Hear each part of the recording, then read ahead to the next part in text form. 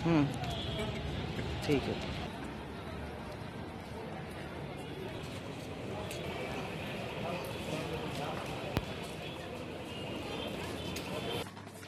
आज एटीएस ने जो 23 तारीख को 23 जनवरी को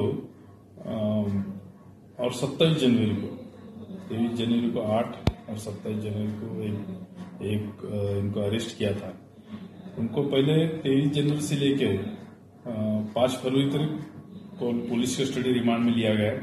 बाद में उसके बाद 14 फरवरी तक पुलिस कस्टडी रिमांड में लिया गया। बाद में 14 फरवरी के बाद आज तक 18 फरवरी तक पुलिस कस्टडी रिमांड में लिया गया। उसमें उनसे जो रिकवरी हुई तपास करने के अनुसार उसमें उनसे जो electronics gadgets, CDs, mobile phones, अभी उसका जो ये है उसका इन्वेस्टिगेशन है वो अभी उसका रिपोर्ट आना बाकी है।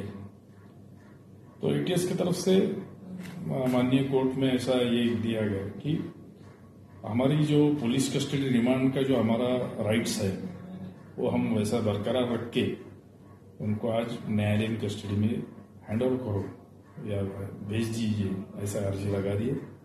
कोर्ट ने अर्जी मंजूर कर ली और उनको 5 मार्च तक न्यायालयीन हिरासत में ट्रांसफर कर लिया। सर, इनके बैंक अकाउंट उसमें कुछ डिटेल्स वो आई है? नहीं, अभी वो डिटेल्स तो तपास का ये है और उसमें अभी तपास जारी है। जी, एटीएस ने आज ये सभी संदिग्धों को कोर्ट में प्रोड्यूस किया था, तो क्या हुआ है? आज थोड़ा नीचे ले लो। 26 दिन के रिमांड के बाद और थोड़ा नीचे एटीएस ने जो है बच्चों को थोड़ा नीचे ले लो। और उन्होंने जो है उनकी आज एमसीआर मांगा है डायरेक्ट। उन लोगों के पास कुछ दिन और बचे थे पीसीआर के लिए, लेकिन उन्होंने पीसीआर नहीं मांगा। और आज जैसा हम लोग शुरू दिन से कह रहे हैं कि एटीएस के पास कोई ठोस सबूत इनके खिलाफ नहीं है, सिवाय इसके कि लोग बच्चे जो है एज ए सस्पेक्ट उठाए गए हैं। क्योंकि आज भी जो रिमांड है जिसके अंदर उन लोगों ने एमसीआर मांगा है, उसके अंदर उन्होंने ये कहा है कि अभी तक हमारे पास पूरी तरीके से जो बच्चों के पास से जो गजेट जो है गैजेट्स जो मोबाइल, कंप्यूटर वगैरह, हार्ड डिस्क वगैरह जो सीज किए गए हैं, उनकी फुल्ली रिपोर्ट इनके पास नहीं आई है फॉरेंसिक लैब की।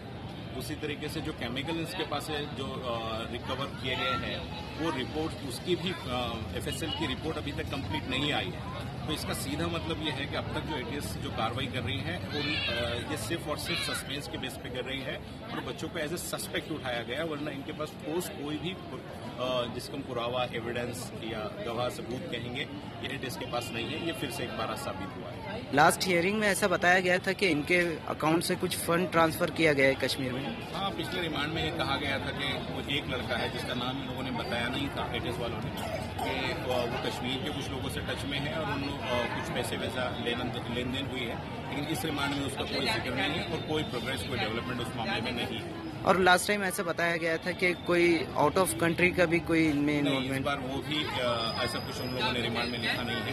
उस पर भी क्या हुआ, क्या इन्वेस्टिगेशन हुई है, उसका कोई खुलासा आज के रिमांड में तो नहीं है।